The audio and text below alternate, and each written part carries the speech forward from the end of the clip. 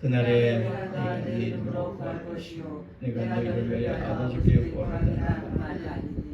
이는 너희가 나를 사랑하고 또 내가 하나님께로부터 온 줄 믿었으므로 아버지께서 친히 너희를 사랑하십니다. 내가 아버지에게서 나와 세상에 왔고 다시 세상을 떠나 아버지께로 가노라 하시니 제자들이 말하되 지금은 밝히 말씀하시고 아무 비유로도 하지 않으시고 우리가 지금에야 주께서 모든 것을 아시고 또 사람의 물음을 기다리지 않으신 줄 아나이다. 이로써 하나님께로부터 나오신 우리가 믿사옵나이다. 예수께서 대답하시되 이제는 너희가 믿느냐? 보라 너희가 다 각각 제 곳으로 흩어지고 나를 혼자 둘 때가 오늘이 벌써 왔다. 그러나 내가 혼자 있는 것이 아니라 아버지께서 나와 함께 계시니라. 이것을 너희에게 이르는 것은 너희로 너희도 평안을 누리게 하리라. 세상에서 내가 흘러라 달라 담대라 내가 세상을 이기었노라. 아멘. 하나님은 평안의 주 되신다. 세 번만 시작. 하나님은 평안의 주 되신다. 하나님은 평안의 주 되신다. 하나님은 평안의 주 되신다. 아멘. 하나님은 평화와 안녕의 주 되신다. 그래서 하나님은 평안의 주시 되신다. 평안이라는 것은 평화하고 또 안녕한 것을 이름입니다. 우리가 평화와 평화를 누리고 안녕하려면 어떻게 하면 될 수 있겠느냐? 우리가 어떻게 하면 세상 모든 사람들이 다 평화스럽기를 원하고 또 안녕하기를 원합니다. 그런데 그 평화와 안녕이 잘 지켜지지 않죠. 평화와 안녕하려면 어떻게 마음을 평안히 가지면 여러분 평화하고 안녕을 가질 수 있을까요? 아니면 많은 부가 있으면 평화하고 안녕을 가질 수가 있을까요? 아니면 내가 육체가 건강하면 내가 평화하고 안녕을 누릴 수가 있을까요? 어떻게 하면 평화하고 안녕을 누릴 수가 있을까요? 이건 저뿐만 아니라 모든 세상 사람들이 기원이기도 하죠. 어떻게 하면 평화하고 어떻게 하면 또 안녕할까? 안녕이라는 것은 우리 심령의 안녕도 안녕이지만 육체의 안녕, 건강 이런 것도 다 안녕이죠. 무엇을 소유하면 어떻게 하면 평화를 누리고 안녕할 수 있을까? 우리가 인사도 얼마나 그 평화와 안녕하고 싶었으면 인사를 뭐라고 인사해요? 안녕하세요. 얼마나 그것을 원했으면 하루에도 몇 번씩 사람을 만날 때마다 안녕하세요. 안녕하기를 원합니다 하는 그런 뜻이거든요. 나도 안녕하기를 원하고 당신도 안녕하기를 원합니다. 그래서 우리가 안녕하세요라고 인사를 하지만 과연 어떻게 하면 내가 평화를 누리고 안녕할 수 있을까? 평화와 안녕을 위해서 많은 위정자들이 나라의 대통령이나 많은 위정자들이 애를 쓰지만 그러나 늘 깨지는 것이 평화고 늘 깨지는 것이 안녕입니다. 어떻게 하면 평화와 안녕하기 원합니다. 저는 뭐 개인적으로 정치에 대해서는 도무지 무관심하고 노 코멘트지만 무관심하다기보다는 정치는 정치하는 사람들이 하는 것이고 정치는 다분히 위장이고 또 공작이고 거짓이고 하는 그런 많은 좋지 않은 요소들이 많아요. 그러나 정치하는 사람들이 없으면 또 그 나라나 그 민족은 또 지탱해 나갈 수가 없는 것이기 때문에 그래서 정치하는 사람, 정치는 정치하는 사람들 몫이다라고 생각을 하고 또 코멘트를 하고 있지만 그런데 또 우리가 평화와 안녕을 생각하면 어떻게 하면 평화와 안녕을 누릴 수 있을까? 여러분 같으면 어떻게 하면 평화와 안녕을 누릴 수 있다고 생각을 하세요? 그런데 요즘 그런 면에서 지금 현직 대통령이 잘 선택을 했다 생각을 합니다. 평화와 안녕을 누리려면요 강력한 힘이 있어요. 강력한 권세가 있어야 돼요. 힘없는 나라가, 힘없는 민족이, 힘없는 사람이 평화와 안녕을 누릴 수가 없어요. 권세가 없는 나라가, 권세가 없는 민족이, 권세가 없는 본인이 평화와 안녕을 누릴 수가 없습니다. 평화와 안녕을 누리려면 그 평화와 안녕을 깨트리는 자들이 감히 근접하지 못하도록, 깨트리려는 생각을 못하도록 강력한 힘이 있으면 평화와 안녕은 지켜집니다.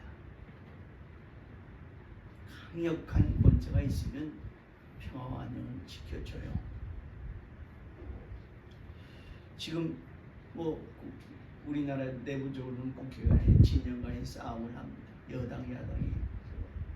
그러나 서로가 서로를 견제하고 있지만 함부로 하지 못하는 것은 뭡니까? 서로 상대의 힘이 있기 때문에 감히 그들을 공략하지 못하는 것이고, 전쟁도 마찬가지죠. 전쟁도 강력한 군사력이 있고 강력한 리더십이 있으면 전쟁을 일으키지 못합니다. 뭔가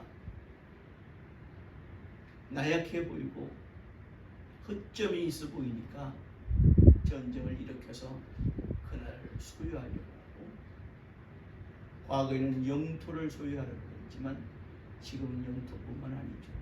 2년간의 전쟁도 마찬가지입니다. 한때 공산주의가 전 세계의 많은 부분을 차지했죠. 그러나 어느 순간 그 공산주의가 무너집니다. 왜? 힘이 없어지니까, 설득력이 없어지니까, 권세가 없어지니까 공산주의가 무너진 거죠. 지금 중국 같은 경우는 사실은 공산주의를 표방하고 있지만 공산주의가 아닙니다. 그러니까 우리가 평화와 안녕을 누리려면 이 평화와 안녕을 누릴 수 있는 강력한 힘이 필요하듯이 영적 전쟁도 마찬가지입니다. 사탄이라는 자가 마치 미꾸라지가 흙탕을 일으키듯이 이 피조 세계에 대한 반란을 일으킨 자가 바로 사탄입니다. 그를 어둠의 권세자라고 하죠. 한말하면 세상 권세자라고 해요. 그러니까 이 세상은 바로 보이지 않으나 실존하고 있는 사단, 마귀의 권세하에 있기 때문에 우리가 영적으로 평화를 누리지 못하고 안녕치 못합니다.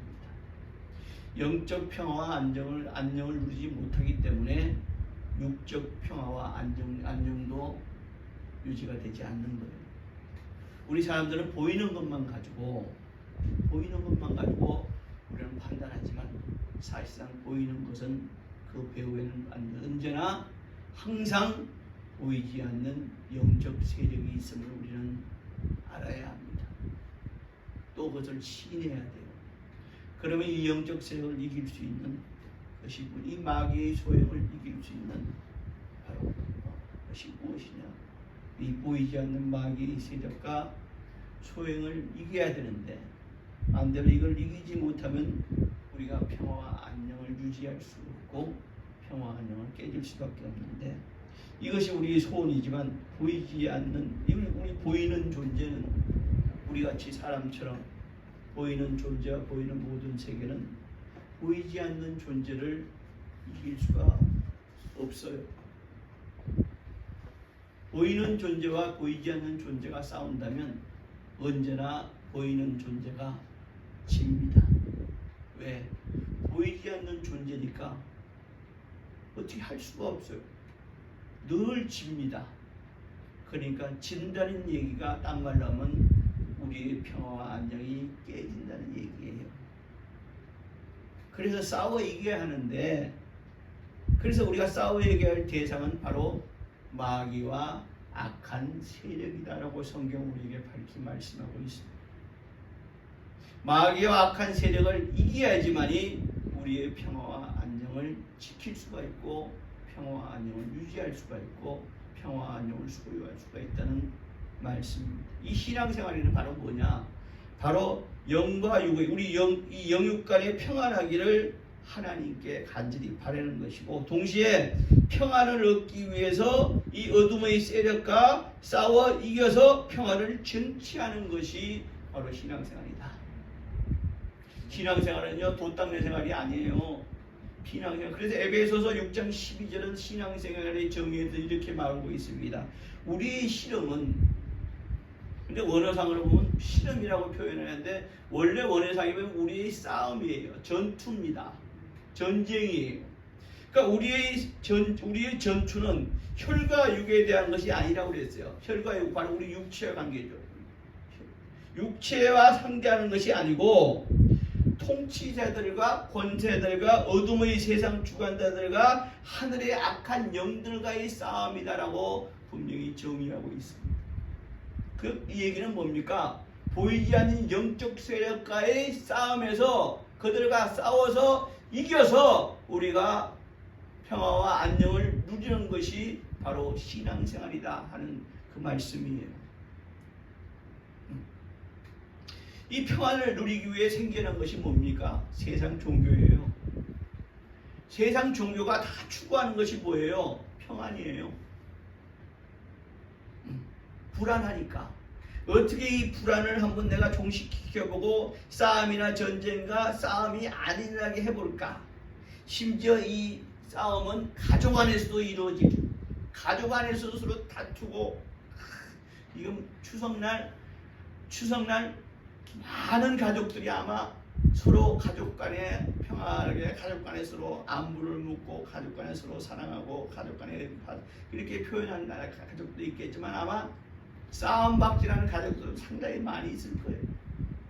재산을 가지고 싸움박질하고, 심지어 서로의 간의 종교를 가지고 싸움박질하고, 서로의 생각이 다른 걸 가지고 싸움박질하고, 서로의 또 잘남과 못남을 가지고 싸움박질하고, 이 추석간에 어떤 명절이 아니라 완전히 전투장이 된 아마 그런 가정들도 분명히 많이 있었을 거예요. 바로 가족 안에서도 전쟁이 벌어집니다. 그러니까 세상 모든 종교는 뭐라고 합니까? 서로 사랑하세요, 용서하세요, 용납하세요, 양보하세요. 마음을 편하게 가지시면 여러분은 평안과 안녕을 누릴 수가 있다고 말을 합니다. 그러나 이런다고 해서 이 모든 아픔이, 싸움이, 전쟁이, 고통이 다 없어지고 평안할 수 있는가 하는 거예요. 마음 평안이 가진다고 그 마음 평안이 언제까지 갑니까? 하루에도 수십 번 바뀌는 것이 마음이에요. 오늘 아침에도 아마 어쩌면 이곳에 오기 전에 한마디 말다툼하고 온 사람들도 없지 않아 있을 거예요. 순간순간 평안이 깨지고 순간순간 안녕이 깨집니다. 우리가 몸에 상처가 나도요, 상처 치료가 보이는 것만 치료한다고 낫는 것이 아니에요. 그죠?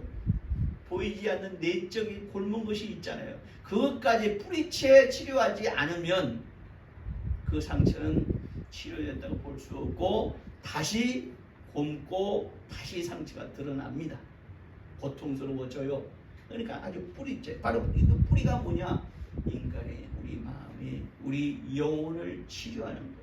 영혼의 평안을 가져와야지, 영혼이 안녕해야지 우리 육체도 환경도 안녕해 줄 수 있다는 결론입니다. 우리 예수님이 그리스도로 오신 이유가 무엇인가? 바로 이 보이지 않는 악한 세력이 있음을, 또 이들이 우리의 영적이고 육적 평안을 깨뜨리고 있음을, 우리는 도무지 이길 수가 없으니 주님이 우리를 대신해서 이겨주심을 우리에게 말씀해 주시고 우리에게 밝히 인정해 우리가 알게 하시려고 주님이 이 땅에 오신 겁니다. 단순히 우리 영혼을 구원하시기 위해서 오신 것이 아니라 영혼 구원도 마찬가지예요. 영혼 구원을 주님이 왜 이루시려고 하시는 거예요?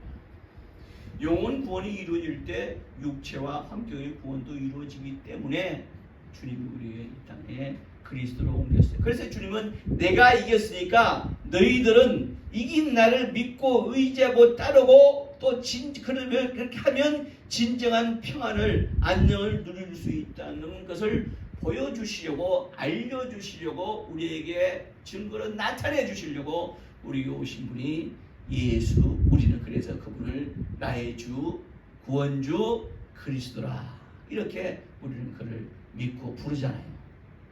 바로 예수님께서 오신 이유가 오늘 본문 26절 27절에 말씀하고 있지 않습니까? 본문 26절 27절에 우리가 지금 그 말씀이 바로 뭐냐, 너희가 내 이름으로 구할 것이 아니라 내가 너희를 위하여 아버지께 구하겠다는 말이, 이게 말씀이 어렵습니다.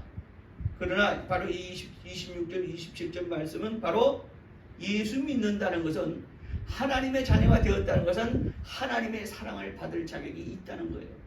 이 말씀은 오늘 본문 26절에 있습니다. 하나님 아버지께서 너희들에게 내가 이거 구합니다, 이거 원합니다, 이거 소원합니다, 이렇게 말하지 않아도 하나님은 너희의 소원을, 너희의 평안을 다 너희가 구하는 것을 무엇인지 다 알고 있다.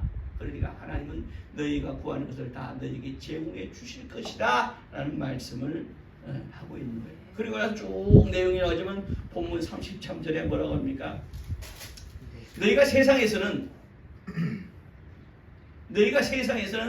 환난을 당하나, 세상 환난을 우리가 이 그리스도는 세상의 환난을 당해야 되는가 보다. 그리스도인들은 그 말씀이 아니라 우리 모두는, 예수를 믿으나 안 믿으나 모든 세상 사람들은 이 세상을 산다는 그 자체가 바로 환난을 겪는 세상이에요. 그래서 불교에서는 세상사를 고해라고 하잖아요. 고생스러운 받으라는 뜻이잖아요. 세상에 살고 있다는 자체가 환난을 당하는 것입니다. 그러니까 그러나 너희는 환난을 당하지만, 그러나 구원받고 하나님의 자녀는 예수 믿는 너희들아 담대하라는 겁니다. 담대하라는 것은 겁내지 말라는 뜻 아니에요. 겁내지 말라는 거예요. 겁내지 말아야 될 이유가 있다. 너희가 세상 마귀의 권세를 깨뜨리는 힘이 있다는 것이 아니라 담대하라, 겁내지 말라. 내가 세상을 이겼기 때문이다. 할렐루야. 내가 세상을 이겼다는 거예요. 주님이 세상을 이겼다는 거예요. 우리가 가만히 생각합니다. 예수님은 이 땅에 오셔서 십자가에서 죽임을 당했어요.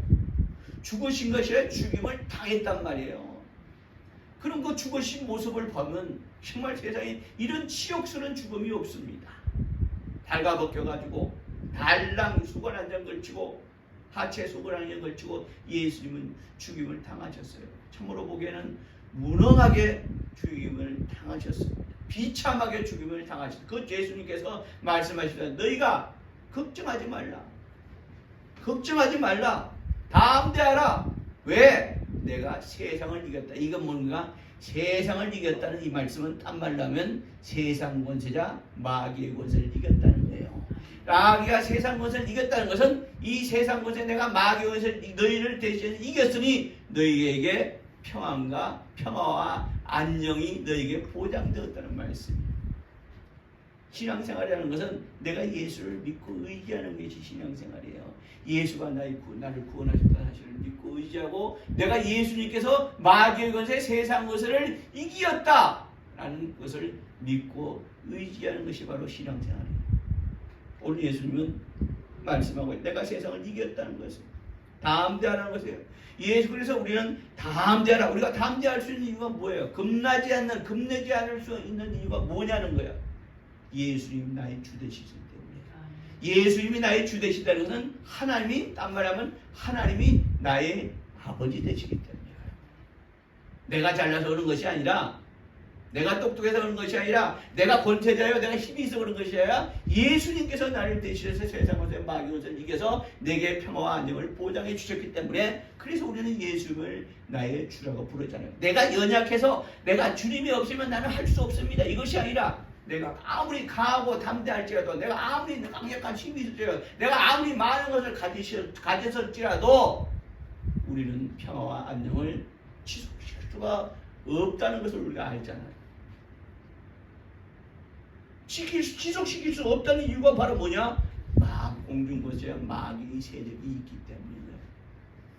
보이지 않으나 분명히 실존하는 존재 마귀의 세력. 어떤 사람들이 얘기합니다. 이 교회 가니까 말이야, 말이야. 마귀가 있다. 마귀가 우리를 갖다가 공중권세자로 우리를 다스리고 있고 또 우리가 마귀로 인해서 우리가 뭐다 다 지옥에 이때 뭐야 겁주더라 말이야. 겁주더라. 그러나 그거는 참 어리석은 자입니다. 바로 뭐냐? 우리가 분명히 보이지 않는 실존하는 존재의 마귀의 권세가 있다는 거야. 있다더라가 아니라 있다는 거야. 마귀의 권세는 우리를 잘 되게 하는 권세가 아니에요. 어찌하든지 마귀는 우리를 마귀하고 실망시키게 하고 우리를 위경에 빠뜨리려 하는 것이 마귀. 왜? 그래야지만이 예수를 믿지 않고 하나님을 외면할 거 아니에요. 그래야지만 자기 뜻대로 살려고 하고 또 마귀에게도 어찌든지 우리를 유혹하는 겁니다. 유혹하려는 권세. 유혹해서 결국은 패하게 망하게 하려는 것이 마귀의 권세예요. 그 마귀의 권세를 이겼다는 거예요. 사망 권세, 저주 권세를 이겼다는 거예요. 전쟁과 다툼을 일으키는 권세를 이겼다는 거예요. 예수가 그 이겼다는 증거가 뭡니까? 바로 부활이에요. 죽은 자는 다시 살지 못합니다. 죽을 권세가 죽일 권세가 누구에게 있다고? 마귀에게 있다는 거예요. 마귀는 우리의 육체만 죽이는 것이 아니라 우리의 뭐야? 영혼까지 죽이는 것이 마귀의 권세예요. 그 마귀의 권세를 사망 권세를 깨뜨리고 예수가 부활했다는 그 증거, 그것이 바로 마귀의 권세 이겼다는 바로 증거다 이게. 부활이다 이게. 그 부활을 벌써 성경은 앞에서 암시하고 있어요. 마귀는 예수님과의 광야 시험에서 마귀가 광야 시험의 마지막 대사가 마지막 줄에 여러분들 뭐라고 기록되는가요? 한번 생각을 해보세요. 마귀가 예수를 떠나간다. 마귀가 예수를 떠나간다. 떠나가는 자는 뭡니까? 이긴 자는 떠나가지 않아요. 이긴 자는 떠나가지 않습니다. 졌기 때문에 또 질 것이라는 것을 알았기 때문에 떠나가니라. 마귀가 예수님 내가 알았다는 거야. 내가 졌다. 내가 이길 수 없는 분이구나 하는 것을 알았기 때문에 마귀는 예수를 떠나가리라. 그래서 예수는 그 이후에 공생을 하시면서 그것을 증명하십니다. 병든 자를 고치시고 죽은 자를 살리십니다. 그러면서 믿으면 구원에 이른다라고 우리에게 말씀하고 있습니다. 우리가 어떠한 고난과 어려움이 와도 우리가 해야 할 것은 하나예요. 바로 감사해요. 고난과 어려움이 와가지고 거기에 이제 끝났구나. 아이고 어떡하지? 어떻게 해? 그러나 고난과 감사를 앞에 두고 우리가 예수 믿는 자, 예수가 날 이 세상 권세를 바로 이 세상을 이기셨다는 그 사실을 믿는 자, 그러므로 내가 앞으로 내게 이것을 평안과 안녕이라는 것을 믿는 자, 바로 그러니까 뭐야? 우리는 그리스도인들은 지금 눈앞에 있는 일을 보는 것이 아니라 앞을 내다보는 자리다. 그러니까 앞으로 내다보는 뭐야? 그 평안과 안녕이 깨진 평안과 안녕을 예수님께서 다시 회복시켜 주시고 그보다 더 잘된 것을 우리에게 주실 것이라는 믿음이 있는 자. 그러니까 뭐요? 그리스도인들은 뭐요? 그런 고난과 역경이 올 때 우리는 어떻게 해야 돼요? 감사가 먼저 앞서는 거. 왜? 잘 될 거니까. 회복될 거니까. 주님께서 우리를 이기게 하실 것이니까. 감사가 먼저 입에서 나온다. 그러니까 감사해요. 주님께서 이기셨잖아요. 주가 이기셨으니 믿음만 바로 선다면, 문제는 내 믿음이 바로 서지 못했기 때문에 문제지. 믿음만 바로 선다면 이기게 해 주실 것이니, 평안을 누리게 해 주실 것이니 뭐야? 감사. 감사가 먼저 앞설 것이다. 다만 나의 믿음이 온전치 못할 때, 바로 서지 못했기 때문에 영광과 육체 간의 평안과 승리를 가져오지 못할 뿐이지. 주님께서 우리에게 말씀해. 내가 세상을 이겼어. 세상을 이겼어. 주님께서 이기신 것은 한 병을 이기신 것이 아니라 한 환경을 이긴 것이 아니라 세상을 이겼다는 거예요. 세상, 바로 세상 권세, 마귀의 권세를 이겼다는 거예요. 마귀의 권세를 이겼으니 우리에게는 뭐야? 영육 간의 평화와 안녕만이 우리에게 있을 것이다. 우리에게 보장이 되었다. 이런 믿음 가지시고 우리 앞에 고난과 역경이 환란이 올 때 먼저 감사하시는, 그래서 그 감사하는 자에게 그 믿음 보시고 주님이 평화와 안녕을 우리에게 주시는 그런 복된 성도 되시길 주 이름으로 축원합니다. 이 시간에 우리 기도하실 때 주님께 먼저 감사합시다.